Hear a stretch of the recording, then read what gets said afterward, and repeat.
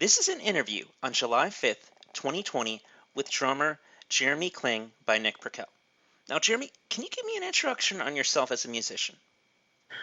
Uh, I guess the sweetened condensed version is I started playing drums at about 2. My dad started me quite early, and from there I played all the way up. Like when families would go and do church on Sunday, I would play drums on the weekend with my dad. My dad was a guitar player.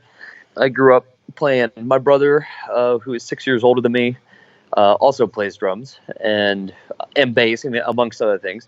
And we just grew up playing. And then at 16, finally joined a band. I mean, I had actually been playing punk and stuff like that at about 13 with my buddies and stuff.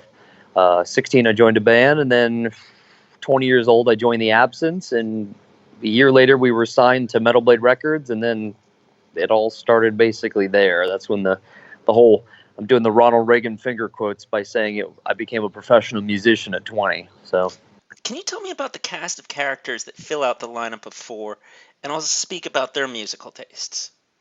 we have Brian, singer. He's in a band called Old James. He also filled in for Skullfist, which is a pretty cool, like, 80s rock, metal. They're a sweet band. His brother is a great drummer, and he actually filled in Skullfist as well, and they are both in Old James. And then Speesy, of course, was the bass player in Kreator for 25 years. Taylor and I had toured with Speesy a few years back. Taylor was playing bass in Soilwork, and I was doing front of house and tour management for Sepultura, and we were out with Kreator, and that's where we met Speesy. So then, fast forward to the quarantine, Taylor and I are pretty much crazy people, and we're really crazy. I think about it, and I'm like, wow, I think we are we're actually like insane people. Like I say it often, I was like, this is fucking not normal, man. Well, okay, so like the quarantine hit, and we had enough to do, and I was like, hey, man, we should make a song today. We should write, record, mix, master, and release it all in one day, and we have to live stream to hold ourselves accountable. And he was like, yes, great. It was Saturday, and he was like, let's do Slam Saturday. We'll do like Suffocation style. I'm like, perfect. Yes, let's go. So he wrote a song on guitar. I played drums. He played the bass. I wrote some lyrics, did the vocals. Boom, I mixed it, mastered it, threw it online. It was a pretty decent success. So then it was like, oh, fuck yeah, 2 days later, let's go ahead and do another one. So let's do a Swedish death metal, and then styled one in like HM2 worship. So we wrote a tune, and we had the singer for Entrails, obviously a Swedish death metal guy. We had him sing on it, and we also grabbed the bass player. Well, the bass player we got is Johnny Pedersen, and he's like in many bands. He's a singer, he's a guitar player, he's many things, multi-instrumentalist. And those guys, we wrote it in the morning. Taylor and I did our parts, and we shipped it over to Europe, and they shipped it back over to us, and I mixed, mastered it, threw it online, boom, done. Crocodile done deal. Moved on, and then of course we were like, wow, obviously we have to do more. So we wrote 10 more different styles that we wanted to do on a storyboard, and we started reaching out to musicians. And through the course of that project, Speesy and Brian were amongst some of the musicians. So we knew that they could not only deliver within a day, but they were also, talented musicians. And how the punk band came about was last summer. Taylor and I were sitting around, and I'm like, dude, there's no good punk bands out anymore that I want to listen to. I was like, we need to start a punk band. This is pretty much how it all starts. Is I'll have an idea, or he'll have an idea. It's like, let's make a punk band. And then he went and wrote 7 songs, and then the next night he wrote 6 or 7 more, and then we decided to do a cover. So that sat shelved last summer because I was touring and he was touring. We were quite busy. Quarantine hit. It was like, let's do the punk band. So I did that after the quarantine project. I recorded all the drums for the punk album, and then we already knew that we had a treasure trove of musicians that we knew we could reach out to. And Speesy is actually a big punk fan that we learned. So he actually played bass on the hardcore song we did.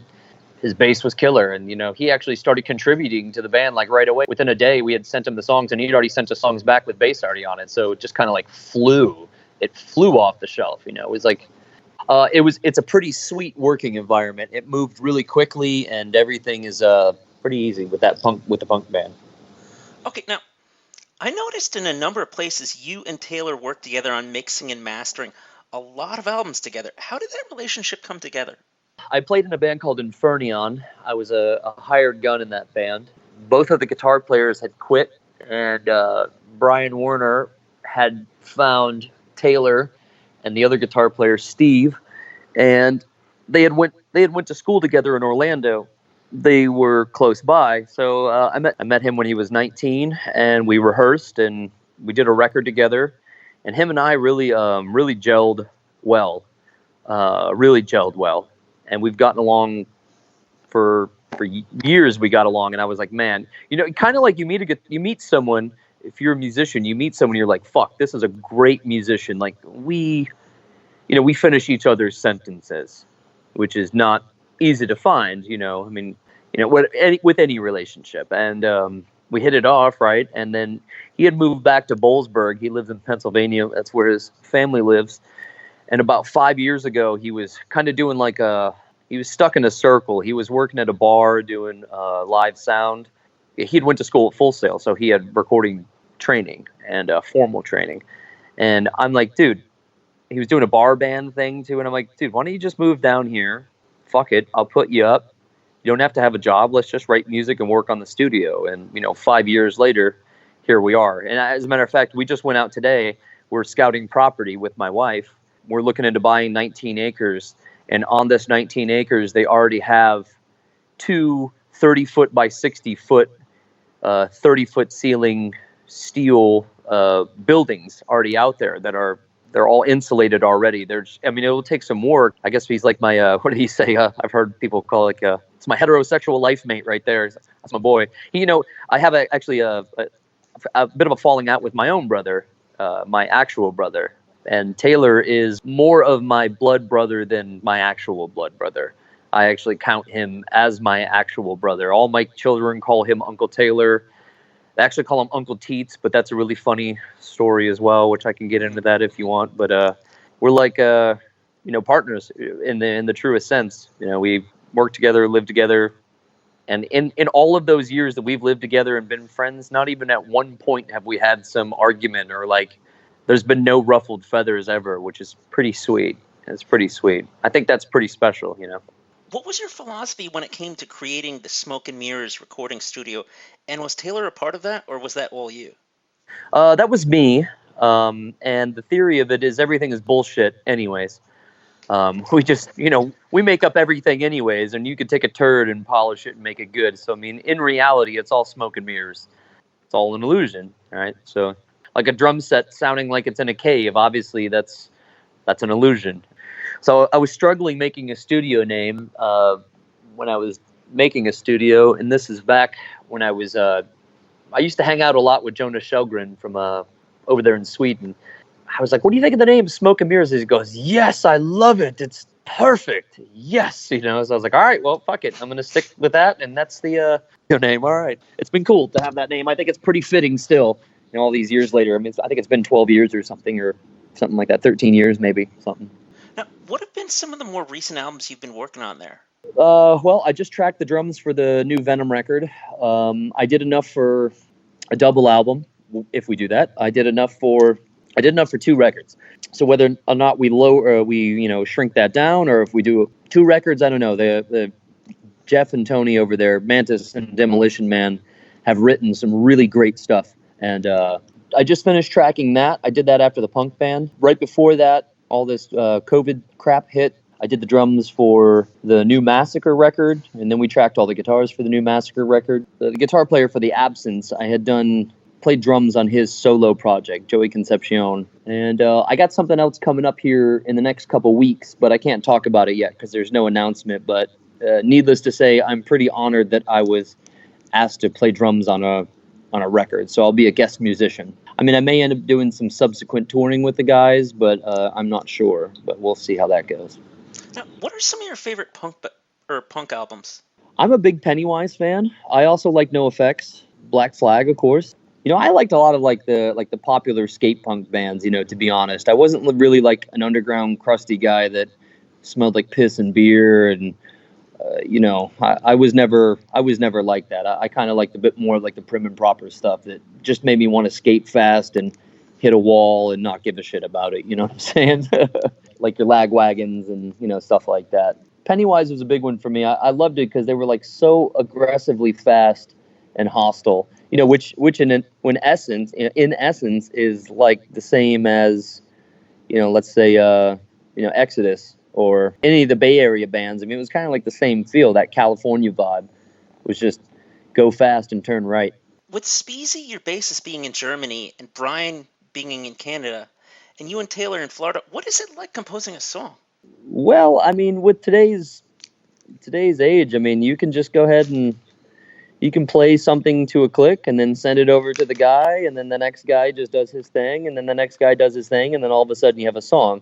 It's not like the traditional sense of writing together. That would be pretty sweet, but it basically is Taylor or Speesy will write a riff, and then Taylor will record it, and then I'll play drums, and then we'll send it over to Speesy, and then Speesy will do his bit, and then we'll send it over to Brian, and Brian will do his bit, and then if there's any suggestions on any end of the map, like, oh, let's maybe let's go to the D sharp here, or let's go maybe try this melody here, then let's do that. Then that's it. And then we just present it to the group, and it's like, cool, good, sounds good to me. It gives me that feeling. I guess speaking realistically, what are some things that you need to happen to pave the way to getting FORE featured on like a festival concert date or other live appearance? I mean, really, we need to have this first record out, which we had about a month and a half of delay due to some computer issues. I mean, which everybody can probably relate that there's nothing you can really do. You're just kind of screwed if your computer goes. And Apple muscled us out of our old G5 tower, so they called it like the cheese grater. We got muscled out of that. We had to buy a new computer. We bought a new computer, and of course, Pro Tools doesn't work with that operating system that we own, so we had to cross-grade the Pro Tools, and then of course we had to upgrade all of our plugins, to go. So it's been about a month and a half of woes. So we're back to operating form here, which is so now we're running full speed at getting this record mixed and mastered, and it's pretty sweet. We can tag team. I have this interview with you, so I was like. I was smack in the middle of doing something, and I'm like, yeah. He was like listening to some mixes. I'm like, cool, pop in and do those little changes you want to make, and then by the time I'm off this interview, I'll be back and we'll move on to the next thing. Pretty symbiotic working relationship there. Again, I mean, that goes back to how sweet it is to have a partner to be able to tag in and out, especially when doing any type of computer stuff, because my mind gets melted after like 6-7 hours at a computer. I'm like, blah, I start singing really strange songs to myself, basically, and I wouldn't fend well in an office setting, I don't think, because people would be like, wow, that guy's crazy. I guess tell me about the track that you were working on today. Well, I just did actually 3 today.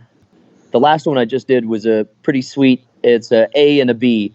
There's one riff and then another riff. And it's about a 1:10 song. It's pretty violent, and it's like really aggressive shit. And we're trying to mix it to where it sounds like, I don't know, sounds like how it's supposed to sound. Like that was something that was cool about that Quarantine project, because that one where we did the all-in-one is what we called it. And that we signed that to Blood Blast, which is a subsidiary label to Nuclear Blast. It's their digital label. It's called All-in-One. It was cool with that because, I mean, like we did a Motorhead song, so that gave us creative liberty to mix like Motorhead, or we did a Florida death metal song, and we chose like Cannibal Corpse style. That allowed us to mix like Cannibal Corpse circa '95, which had a certain sound. So then you can like go for those sounds. And it was a real creative license to be like, well, that sounds like Cannibal Corpse, and it's like, well, yeah, I mean, it's supposed to. It doesn't sound like Cannibal Corpse now because they're down tuned to like drop Z, and they're like really heavy. And I like where Cannibal Corpse has where they went to, but they don't play like they did in '96. They're not writing like The Bleeding or Butcher to Birth, any of that shit. So we were able to mix like that, which is pretty awesome. So this punk band has like a really hostile early '90s feel to it, which is pretty cool. The song we did today was. Well, the 3 songs I did today they all give me that same feeling of like angst and aggression, and which, I mean, I still have that at 38 years old in September. I'm still pissed off. I still listen to death metal. Like, I had all my kids over for 4th of July yesterday, and one of them was like, "Do you think you're going to listen to death metal when you're 70?" I was like, yeah. It's not a fashion. I was playing with Suga and Gojira live at, some festivals, some summer festivals, and we were watching on the TV while everyone was just hanging out and, just doing their thing. And they're like, "You think you're going to listen to it when you're 70?" I was like, yeah, I mean, of course. It's not a fashion. I'm a damn lifer. I just like this shit. I'm still angry. Every time I sit down to play, like death metal, I'm like, it gives me that feeling. I'm like, hell yeah. Again, smash into a wall. Go really fast and turn right. I really dug What's Right for You. Can you paint the picture on how that track came together? Again, same thing. We just Taylor wrote a song, and then I think I tracked the drums for the whole record. I think in 2 days, I did everything, and it was just, I didn't pre-write anything. It was just like whatever I felt on drums, I just went ahead and played. Sent that over to the guys, and they did their thing. Now, if you're asking like a lyrical thing, that would be all Brian, which I can for sure link you two guys up, and he could be able to really express. And Brian is like maybe one of the biggest sweethearts I've ever met in the entire music industry. He's a great dude, good guy, fun to talk to, and he just has a blast no matter where he's at. But he could probably help out a lot more as far as like lyrics and the creative end of it as far as that goes. Okay, now out of the 4 songs that you have released, which one is your favorite and why? Man, What's Right for You is great. What's also crazy about that too is I have many kids. I have 5 total. Typically, like, they hear dad's music all the time. I mean, all the damn time. It's like you can't escape it. You can't. It's around. My 9-year-old daughter, I have an 8-year-old daughter and a 9-year-old daughter. My 9-year-old is very much into Billie Eilish and what's that other young lady she likes? Ariana Grande, and stuff like that. I don't know. No, she doesn't like that. She doesn't really like heavy stuff at all. She's not really interested in it. But this band, she loves FORE. Like, I played What's Right for You, and she's like, I love this song. I think this is my favorite song. And I'm like, oh, really? Like, unprompted. Typically they don't butter dad up just to butter dad up. I mean, I'm dad. The neighbor may think I'm awesome or whatever. Any fans may think that I'm awesome, but I'm for sure dad to them. So they don't like, and they don't church anything up for me. But she's like, was singing lyrics and everything. She's like, I love this. This is my favorite song. And I'm like, really? All right. I was like, okay, cool. So I would say that tune is that has a special little spot for me. Also, I really think Pet is fucking killer. The message in the tune is pretty cool too. It's basically it's saying that you don't have to sell yourself short for for a guy. Like from a bit of like a lady's perspective. At least that's my interpretation on it. Brian may have something else in his pipe about it, but that's what it feels like to me. I was just gonna say you don't have to be you don't have to sell yourself short. I kind of think it's the basis of that, and how the tune moves gives me a cool feeling. Okay, now I guess when's the next single coming out for the album, or what's like just because it's like it's great hearing those 4 songs, but it's kind of like, come on, I need something more. Yeah, I think due to our computer stuff, it would have been out a month ago. So it's going to be really realistically, it's going to be any day now. I mean, depending on when you post this interview, it might already be out by then. Because I know that I just did 3 today, and I think that Taylor had done like 2 or 3 yesterday. So we already have. I think we're almost all the way done. I already designed the album cover too. I worked with a British artist that we know named Abby Stabby actually, and is her Instagram handle, and she does these really killer caricatures. I commissioned her to do something pretty killer for this, and then I designed the rest of the album cover for us. It's pretty much ready to go, and then we'll probably throw the whole thing up on Spotify and iTunes, and we'll be up and rolling. We're gonna do the first one DIY, and then maybe the second one because Taylor's already written 20 more songs. it's again, like I said, between Taylor and Speesy, they're writing machines, so that's pretty killer. Tell me your 3 most cherished albums in your music collection relating to Teutonic thrash metal. I'm not the biggest thrash fan. Bay Area, or I kind of lean more towards like Swedish thrash. I was always more of like a Swedish death metal musician or anything like that, or I was actually more of like a death metal musician, musically speaking. I always dug that, but I guess I'd have to say, what's that Destruction album? I'm drawing a blank. Infernal Overkill, is that Yeah, that's a good one.